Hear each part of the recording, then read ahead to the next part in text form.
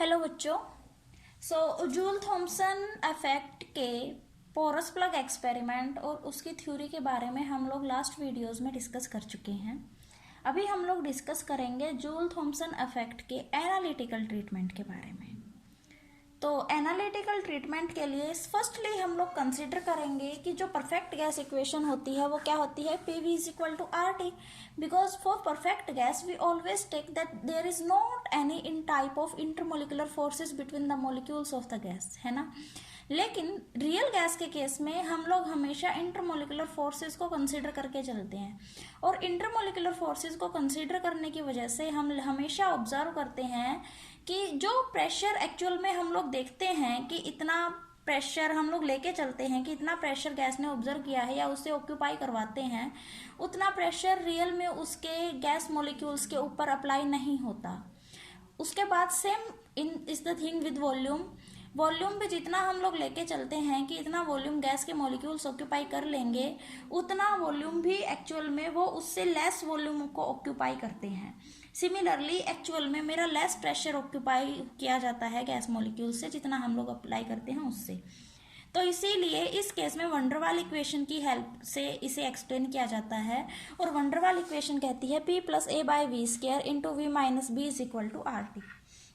इसमें A और B क्या है, मेरे दो कॉन्स्टेंट्स हैं। तो जूल थॉमसन इफेक्ट में इंटरनल वर्क डन ओवरकमिंग करने के लिए मॉलिक्यूलर फोर्सेस ऑफ अट्रैक्शन से, तो गैस को हम लोग एक्सपेंड कर देंगे V1 to V2। Internal work done से ओवरकमिंग करने के लिए, मॉलिक्यूलर फोर्सेस ऑफ अट्रैक्शन से ओवरकमिंग करने के लिए हम लोग एक्सपेंड कर देंगे गैस को V1 से V2। तो हम लोग जो ये वॉल्यूम की टर्म थी इसे लेंगे और इसे एक्सपेंड कर देंगे V1 से V2 A/V² dV। तो क्या होगा ये -A/V, V1 से V2। तो ये आया A/V1 -A/V2। ठीक है। तो अब उसके बाद जो टोटल वर्क डन है एक गैस से इस एक्सपेंशन में V1 से V2 after escaping through porous plug is, वो क्या होगा, W is equal to P2V2 minus P1V1 plus A/V1 minus A/V2।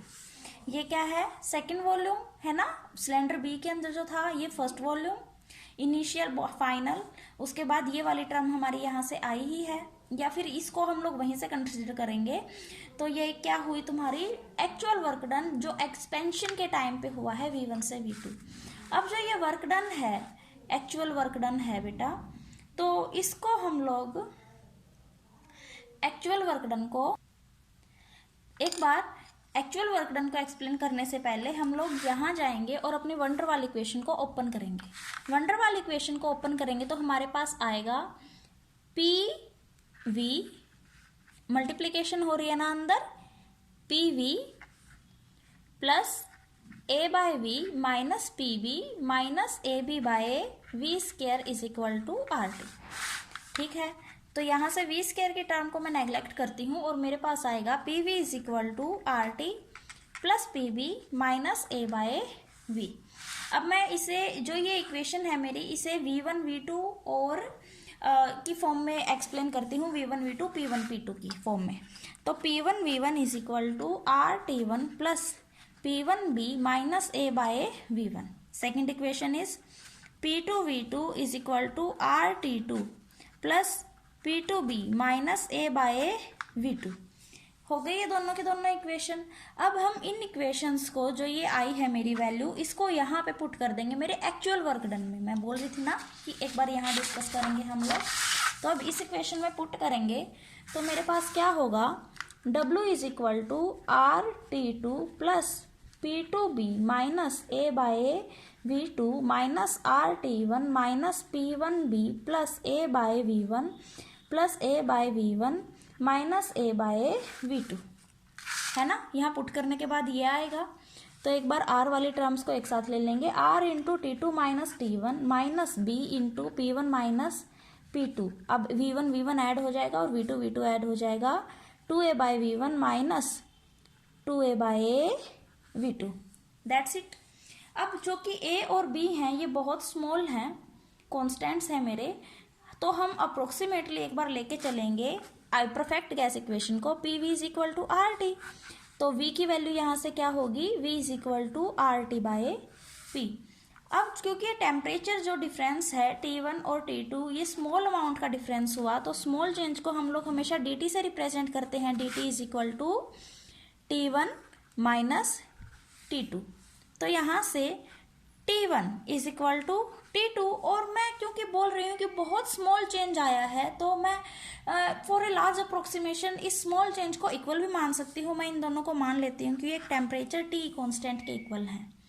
ठीक है, तो यहाँ से dt क्या है तुम्हारा, फॉल इन टेम्परेचर हुआ। तो फॉल इन जब टेम्परेचर हुआ तो इसका मतलब इनिशियल टेम्परेचर ज़्यादा था और फाइनल टेम्परेचर कम हुआ, then it means T1 is greater than T2।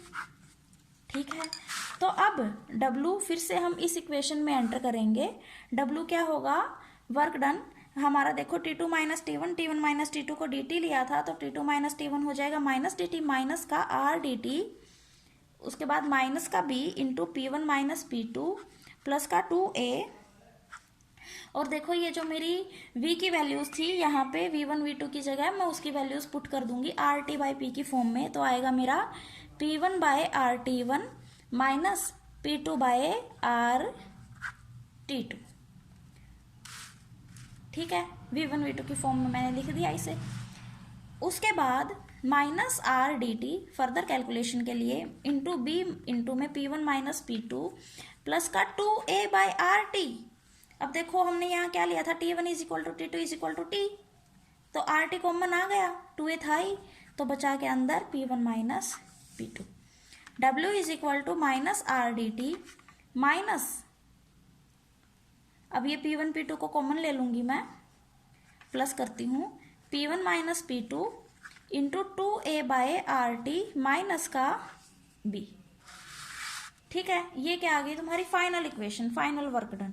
अब जो होल अरेंजमेंट है ये तुम्हारी थर्मली इंसुलेटेड है, तो एनर्जी रिक्वायर करेगी गैस वर्क डन के लिए, है ना। थर्मली इंसुलेटेड है तो मतलब कि कोई मतलब देखो इसके अंदर वर्क डन के लिए एनर्जी की तो रिक्वायरमेंट पड़ेगी। तो जब एनर्जी की रिक्वायरमेंट पड़ेगी तो क्योंकि थर्मली इंसुलेटेड है, बाहर से तो एनर्जी जा ही नहीं रही, तो हम क्या होगा कि जो उसकी काइनेटिक एनर्जी है एक्चुअल में मॉलिक्यूल्स की वर्क डन के लिए, वो काइनेटिक एनर्जी उसकी डिक्रीज हो जाएगी। तो जब काइनेटिक एनर्जी डिक्रीज होती है तो इस काइनेटिक एनर्जी और टेम्परेचर एक दूसरे से रिलेटेड होते हैं। जैसे ही काइनेटिक एनर्जी मेरी डिक्रीज होती है, टेम्परेचर भी मेरा डिक्रीज करेगा। तो टेम्परेचर को मैं मान के चलती हूँ कि 1 मोल गैस के लिए जो टेम्परेचर है वो dt अमाउंट से फॉल करता है, तो वर्क डन क्या होगा तुम्हारा, CVdt, है ना। तो CVdt की, अब ये CV क्या है तुम्हारा, molar specific heat constant of volume. ठीक है, molar specific heat constant of volume, आप सब लोगों को पता ही है इस बारे में।